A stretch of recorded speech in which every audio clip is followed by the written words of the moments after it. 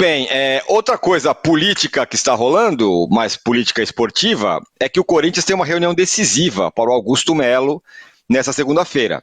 Hoje à noite tem uma reunião extraordinária no Conselho Deliberativo e o encontro pode ser decisivo para a continuação ou não do Augusto Melo no cargo.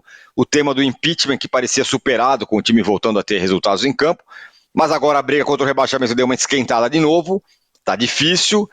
E os assuntos de direção voltaram a ser questionados, como a contratação do Fred Luz como CEO, a recuperação judicial, os relatórios da Comissão de Justiça sobre a Álvares e Marçal, entre outros. Então o Augusto Melo volta a ficar na frigideira, meu caro Júlio Gomes. Ele nunca saiu, né, da frigideira, ele segue na frigideira. A questão aqui, eu acho que o momento esportivo do time afeta muito o humor desse tipo de gente, né? Ninguém tá lá muito preocupado com o Corinthians, né? Estão preocupados com as forças políticas, com estar ao lado de quem tá lá na presidência ou estar contra e tentar tomar o poder. É mais ou menos assim que a banda toca, né? A gente sabe que impeachments costumam ser movimentos políticos e não tanto movimentos objetivos em cima são erros que são perdoados e erros menores às vezes que não são perdoados, né? Depende do humor político de uma cidade, de um país ou de um clube de futebol.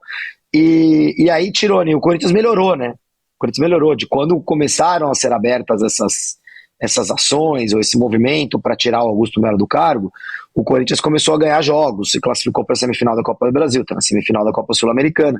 Então, a gente não sabe o quanto que o humor pelo Corinthians no campo vai afetar o Corinthians fora do campo. E pode ter certeza que a esperança do Augusto Melo de se manter no cargo é essa, né? 2 meses atrás eu acho que não tinha muito condições dele escapar de um processo como esse. Hoje eu já não sei. Pois é, situação vai e volta, né? Quando chega o Depay, aí beleza, aí a patrocinadora não pode pagar o Depay. Aí o Augusto Melo volta para a frigideira. Não, agora o Corinthians ganhou, sai. O Corinthians perdeu, volta. E dentro de campo a situação não é exatamente muito boa do Corinthians, né? Você falou, né? Poderia ter vencido, não sei o que e tal, mas empatou.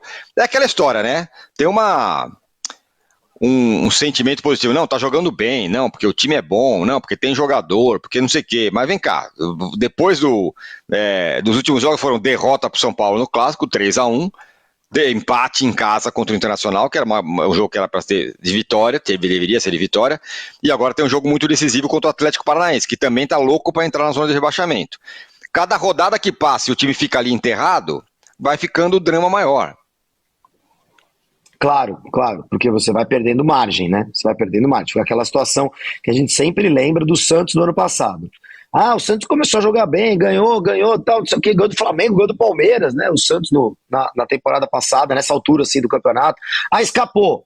Só que quando você vê, não escapou tanto ainda. Não tem margem para que algo errado aconteça. E se algo errado acontece, você tá lá dentro da zona de rebaixamento. Então, o Corinthians, o Fluminense, esses dois grandões, eles estão sem margem para erro. E conforme o campeonato vai andando, menor fica essa margem, né? Eles ficam obrigados a ganhar o jogo X, o jogo Y.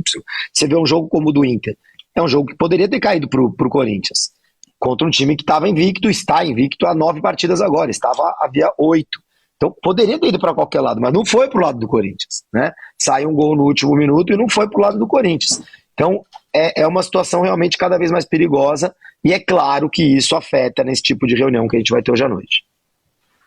Muito bem, você vê que o Marcos Braz ele teve aí 8 mil votos, tem uns caras aqui que votaram nele aqui no chat, você vê? Coincidência? É mesmo, é? Só 8 mil votos para uma cidade que tem 6 milhões de habitantes, é muito pouco, né? Mas a galera aqui tá brava que a gente tá zoando o Marcos Braz, que falou que a gente tá desrespeitando e tal, calma. Estamos só falando que ele não foi. Eu acho que quem desrespeita, quem desrespeita a cidade do Rio de Janeiro é o vereador que menos compareceu